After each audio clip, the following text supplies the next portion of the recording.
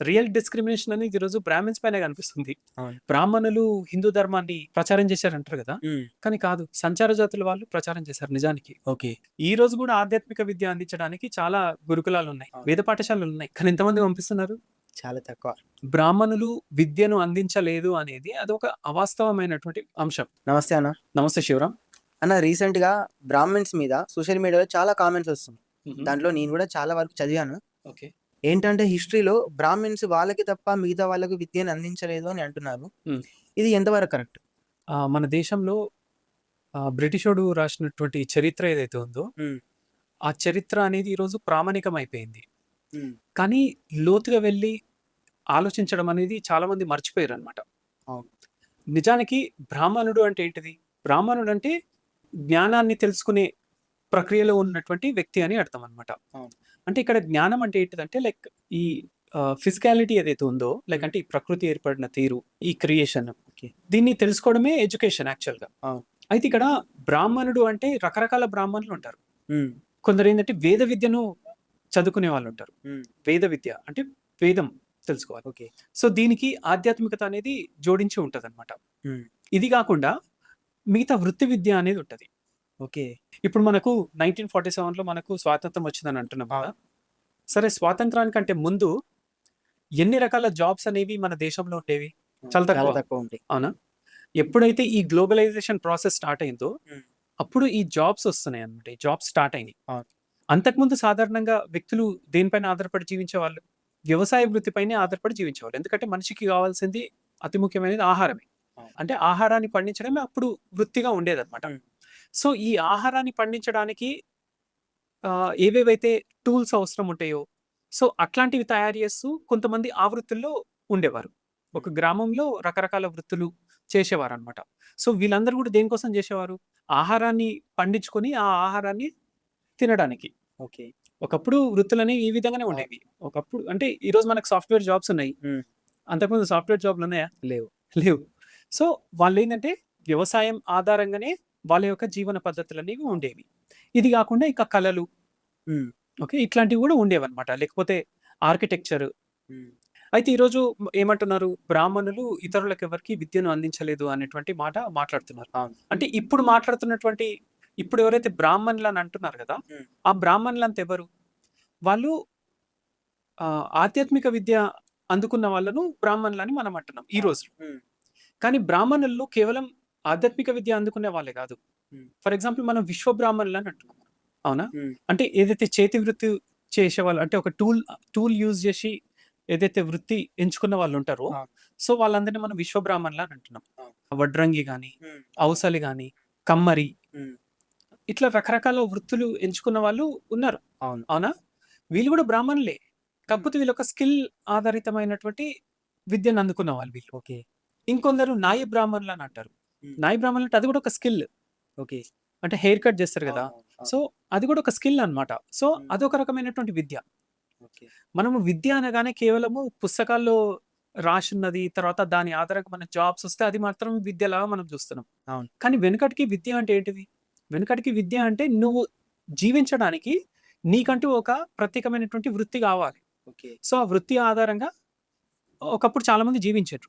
అయితే మనం ఇప్పుడు బ్రాహ్మణులని ఎవరైతే అంటున్నాం గదా! బ్రాహ్మణులు మాకెవ్వరికీ వాళ్ళు విద్యను అవును. అందించలే అంటారు గదా! అవును. సో, ఈ బ్రాహ్మణులనే వాళ్ళు ఆధ్యాత్మిక విద్య అందుకున్నవాళ్ళు. హ్మ్. సో, ఈ ఆధ్యాత్మికత అనేది ప్రపంచంలా కేవలం 1% మందికి మాత్రమే అవసరం ఉంటది. 99% మంది ఏం చేయాలంటే శ్రమించి జీవించడమే. అవును. కరెక్టే. మనిషికి కావాల్సింది అతి ముఖ్యమైనది ఏంటిది? ఆహారం. ఆహారం. అవునా? ఆ ఆహారం కోసం నిత్యం శ్రమిస్తూ ఉండాలి. అవును. అవునా? ఫలానా మనిషి ఫలానా వృత్తిని ఎంచుకున్నాడంటే, ఆ హ్మ్. వృత్తి దేనికోసం ఎంచుకున్నాడు అంటే తను జీవించడానికి వృత్తి ఎంచుకున్నాడు. ఓకే. ఒకప్పుడు బ్రాహ్మణులు మిగతా వాళ్ళకు వేద విద్యను అందించాలంటే, హ్మ్. ఆ ఆధ్యాత్మికత అనేది వీళ్ళకి అవసరం ఉండాలి. కానీ హ్మ్. ఎంతమందికి అవసరం ఉంది? ఎవరికీ అవసరం లేదు అవును. నిజానికి. అవును. అవునా? ఆధ్యాత్మిక విద్య అనేది అది పూర్వజన్మల ఫలం ఉంటదనమాట. ఓకే. ఆ రూట్‌లో ఎందుకు ఒక మనిషి వెళ్తున్నాడనేది. హ్మ్. అండ్ అదేమి సుఖాలనిచ్చే రూట్ గాదది. అవును. అవునా? ఎన్నో త్యాగాలు చేసేదుంటది. అవును. కరెక్ట్. ఇప్పుడు ఆధ్యాత్మిక విద్య అంటే ఎవరికందిస్తారు? వాళ్ళు వాళ్ళ సొంతింటిని వదిలేసి హ్మ్. అంటే చిన్నతనంలోనే ఒక 12 సంవత్సరాలు ఒక గురుకులంలో ఉండి, హ్మ్. అక్కడే ఒక గురువు దగ్గర విద్యను అందుకోవాలి. అవును. కరెక్ట్. దీనికి ఎన్నో త్యాగాలు చేసేదుంటది. హ్మ్. అవునా? ఒక సాధారణ పిల్లవాడు ఉన్నట్టు అక్కడ గురుకులంలో ఉండడానికి వీలుండదు. అవును. ఇప్పుడు ఆ విద్య అందుకోవాలనేది ఇప్పుడు సామాన్యునికి అసలు ఏం అవసరం? అవును. సామాన్యుడు ఏమంటాడు? పుక్కిటి పురాణాలు ఇవి మాకెందుకు అవసరము? హ్మ్. మాకు గావాల్సింది ఆహారం గావాలి. అవును. ఆహారం పండించేవాడే గొప్పోడు. ఇట్లే మాట్లాడతారు. అవును. ఈ రోజు గూడా ఆధ్యాత్మిక విద్య అందించడానికి చాలా గురుకులాలున్నాయి. అవునా? అవును. వేద పాఠశాలలున్నాయి. కానీ ఎంతమంది పంపిస్తున్నారు? చాలా తక్కువ. అవునా? అంతేగాదు ఈ రోజుకి మనకు ఎడ్యుకేషన్ గావాలంటే మనకు ఆన్‌లైన్ ఉంది. పుస్తకాలున్నాయి. మరి ఈ రోజు కూడా ఎందుకు ఫెయిల్ అయితున్నారు కొంతమంది? ప్రశ్నించుకోవాలి తమను తాము. అవును. విద్య అనేది ఎవరి సొత్తు గాదు. హ్మ్.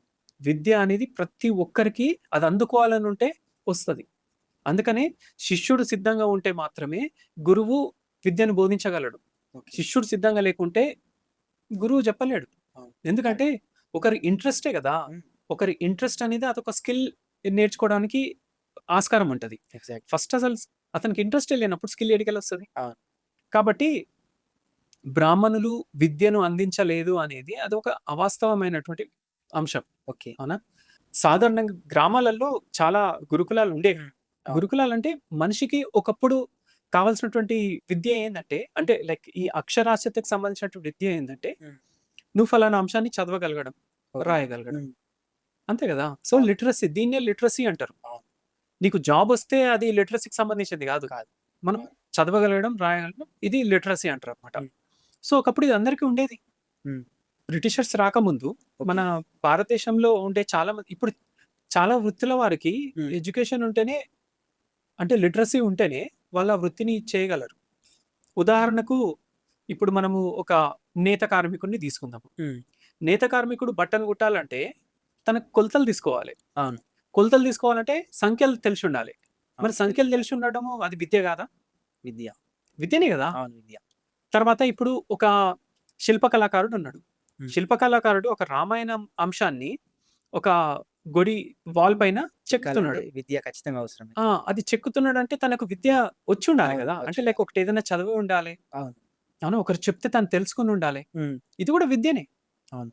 కాబట్టి విద్యను అందించలేదు అనేది అది అవాస్తవమైనటువంటి విషయము. ఓకే. ఈరోజు చాలామంది అంటే ఈ నిజాన్ని తెలుసుకోవాలి. హ్మ్. ఆధ్యాత్మిక విద్య వేరు, వృత్తి విద్య వేరు. వృత్తి విద్య అందరికీ ఉంది. అవునా? అవును. కాబట్టి ఎడ్యుకేషన్ అనేదేందంటే మనందరికీ అవైలబుల్ ఉంది. అవును.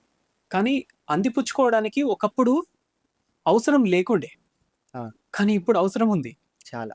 ప్రతి ఒక్కరు అందిపుచ్చుకోవాలి. ఉన్నటువంటి అవకాశాలను అందిపుచ్చుకోవాలి.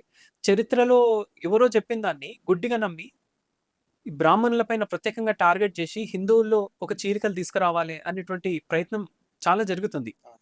కానీ ఇది నమ్మకండి. ఎందుకంటే వేద బ్రాహ్మణులు ఎవరైతే ఆధ్యాత్మికత దారిలో ఉన్నవాళ్ళు, వాళ్ళు ఆ రూట్‌లో ఎందుకున్నారు అంటే, వాళ్ళ యొక్క పూర్వజన్మల ఫలం అది. అవును. అవునా? సో, వాళ్ళని ఆ రూట్‌లో పంపించింది. అది అందరికి అవసరం లేదది.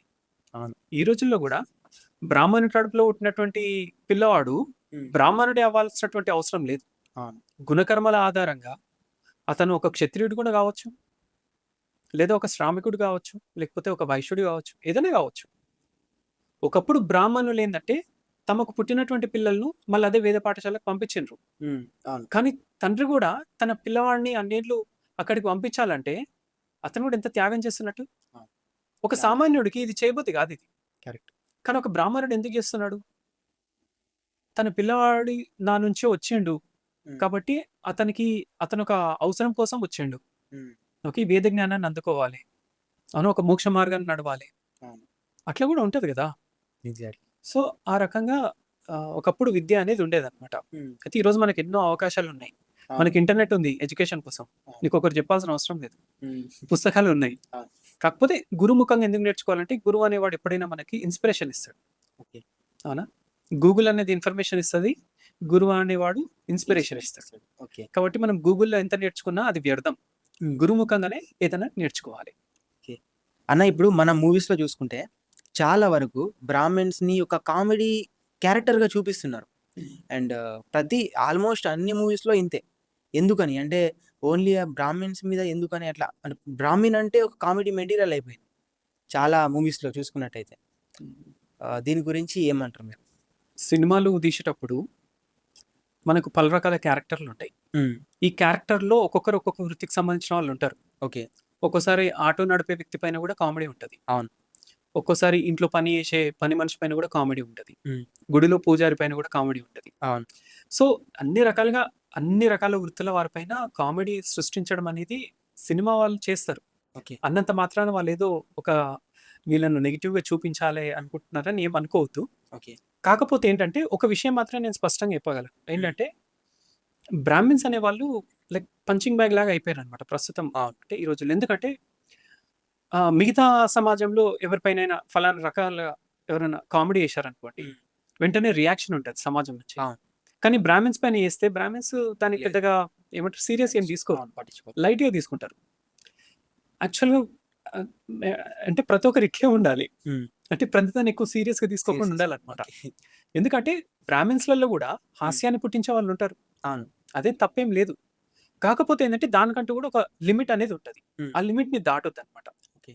అంటే జనరలైజ్ జేయడము ప్రతిసారి. హ్మ్. సో, అట్లా చేయగూడదనమాట. ఓకే. సో, నేను ఇంతకుముందు చెప్పినట్టు బ్రాహ్మిన్స్ అనేవాళ్ళు కేవలం ఫిల్మ్ వాళ్ళకే గాదు. హ్మ్. ఈరోజు మనం సోషల్ మీడియాలో మీరు చెప్పిండ్రు గదా! ఇంతకుముందు సోషల్ మీడియాలో చాలా రకాల కామెంట్స్ అవును. వస్తున్నాయని. సో, ఆ సోషల్ మీడియాలో గూడా అడ్డగోలుగా కామెంట్స్ రాస్తారు. అవును. రియల్ డిస్క్రిమినేషన్ అనేది ఈరోజు బ్రాహ్మిన్స్ పైనే కనిపిస్తుంది. అవును. అవునా? ఎందుకంటే ఒక వర్గంని ప్రత్యేకంగా టార్గెట్ చేసి మాట్లాడడం అనేది హ్మ్. నేను ఎక్కువగా బ్రాహ్మిన్స్ పైనే చూస్తాను నేను. ఓకే. మిగతా వాళ్ళు ఎవరి పైన గూడా అన్ని రకాలుగా మాట్లాడరు. అవును. సో, అయితే మూవీస్ హ్మ్. విషయానికొచ్చేసరికేంటంటే కొన్ని మూవీస్‌లో ఎక్స్‌ట్రాగా చేసినటువంటివి కూడా ఉన్నాయి. హ్మ్. కానీ అది కొంచెం సినిమా ఇండస్ట్రీ వాళ్ళు ఎట్లా ఆలోచించాలంటే కొంచెం బ్యాలెన్స్ చేస్తుండాలి. ఓకే. మరీ ఎక్కువగా ఒకరిని తప్పుగా చూపించడం ఇట్లాంటివి చేయకూడదనమాట. కానీ మన దాంట్లో చూసినట్లయితే ఇప్పుడు ఫర్ ఎగ్జాంపుల్ హిందూ ధర్మాన్ని ప్రత్యేకంగా టార్గెట్ చేస్తారు. అవును. కానీ మిగతా మతాల వాళ్ళని టార్గెట్ చేసి సాహసం చేయరు అస్సలు. సినిమాలల్ల. హ్మ్. అవునా? ఎందుకంటే వాళ్ళు ఇదే అనమాట. లైక్ సాఫ్ట్ టార్గెట్స్ ఎవరైతే ఉంటారో హ్మ్. వాళ్ళ పైన ఈజీగా ఏమంటారు స్టోరీస్ రాసేయడము, లేకపోతే ఇట్లాంటి కామెడీ ఆ! సీన్స్ క్రియేట్ చేయడం చేస్తారు. హ్మ్. కానీ అదే మిగతా వాళ్ళ పైన ఎందుకు చేయరు? అవునా కదా! అక్కడ యువతలో ఉన్నటువంటి వాళ్ళకు ఒక రకమైనటువంటి ఆలోచన వస్తదనమాట. అవును. అరే! మా పైన ఏస్తున్నారు కరెక్టే. మరి వాళ్ళ పైన ఎందుకు చేస్తలేరని? అవును. అవునా కదా! అవును.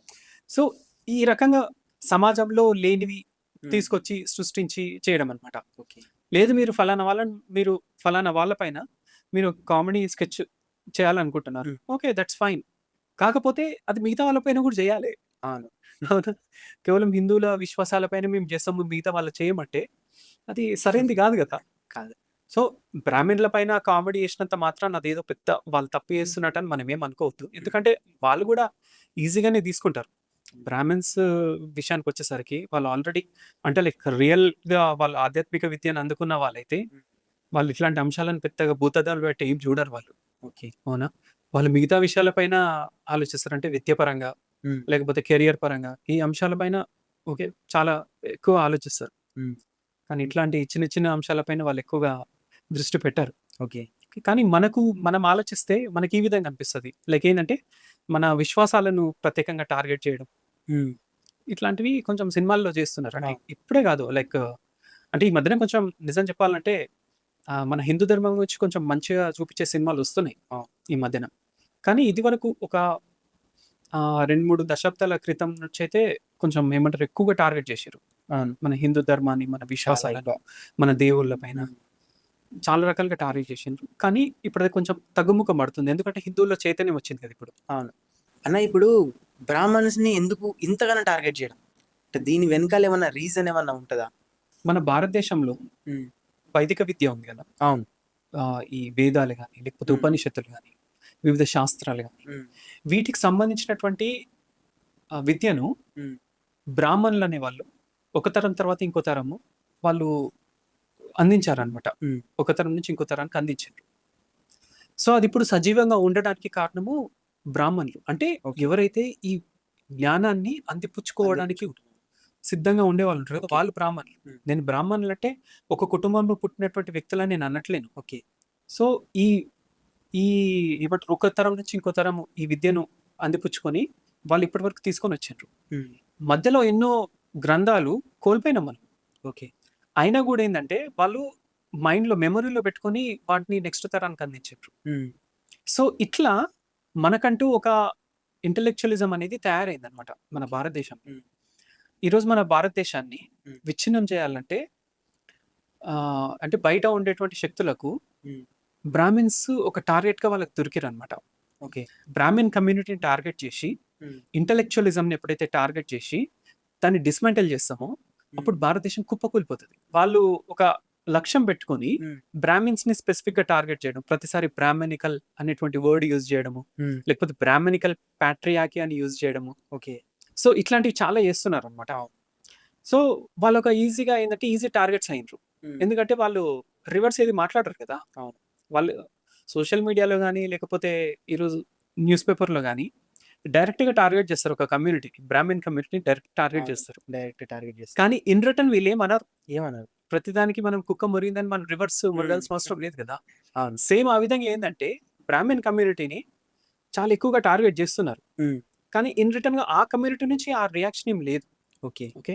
అంటే ఇక్కడేందంటే లైక్ బ్రాహ్మిన్ కమ్యూనిటీని టార్గెట్ చేస్తే హిందూ ధర్మం కుప్పకూలిపోతది. తద్వారా ఈ భారతదేశం అనేది విచ్ఛిన్నమవుతది అనేటువంటి వాళ్ళ ఆలోచన. ఓకే. కానీ నిజానికి చెప్పాలంటే ఈరోజు ఆధ్యాత్మిక విద్యను లేకపోతే ఏదైతే మనం వేదిక్ ఎడ్యుకేషన్ అంటున్నాం గదా! హ్మ్. ఈ వేదిక్ ఎడ్యుకేషన్‌ని నార్మల్ సమాజంలో గూడా వాళ్ళు అవును. ఈరోజు అందిపుచ్చుకుంటున్నారు. ఈరోజు మనము వేద పాఠశాలకు వెళ్తే హ్మ్. అక్కడ కేవలం బ్రాహ్మణ కుటుంబాలకు చెందినటువంటి పిల్లలు మాత్రమే లేరు.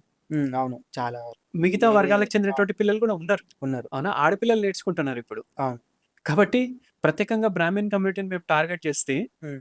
ఈరోజు భారతదేశం మొత్తం కుప్పకూలిపోతది, లేకపోతే హిందూ ధర్మం కుప్పకూలిపోతదని వాళ్ళు అనుకుంటున్నారు గదా! హ్మ్.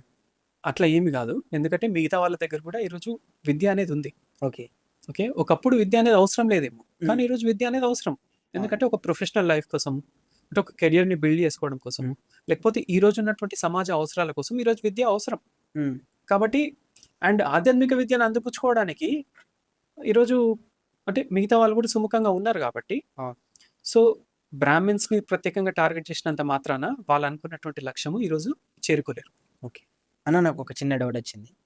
ఇప్పుడు పూర్వము బ్రాహ్మిన్స్ ఓన్లీ ఈ పౌరహిత్వము, అర్చకత్వం మాత్రమే చేసారా? లేకుంటే మిగతా వృత్తులు గూడా అంటే నార్మల్‌గా మీరన్నారు గదా! అవి గూడా ఏమన్నా చేసారా? నేను ఇదివరకు ఇంకొక వీడియోలో చెప్పాను నేను. హ్మ్. ఏంటంటే వృత్తులను మార్చుకునేవాళ్ళు మనుషులు. ఓకే. ఎందుకు మార్చుకునేవాళ్ళంటే తమ యొక్క అవసరం ఆ విధంగా మార్చేసేది. ఓకే. అవునా? సో, ఒకప్పుడు మన దేశము హ్మ్. విదేశీయుల పాలనలోకి వెళ్ళిన తర్వాత హ్మ్. హిందువుల పైన దాడులు జరుగుతున్నాయి. అవును. గ్రామాల పైన దాడులు జరిగినాయి. హ్మ్. తర్వాత దేవాలయాల పైన దాడులు అవును. జరిగినాయి. తర్వాత మత మార్పిడిలు జరిగినాయి. అవును. అవునా? ఆడవాళ్ళని ఎత్తుకెళ్ళి వాళ్ళను స్లేవ్స్‌గా హ్మ్. అమ్మేసినటువంటి అవును. ఘటనలు చాలా. ఇట్లాంటివి కూడా జరిగినాయి.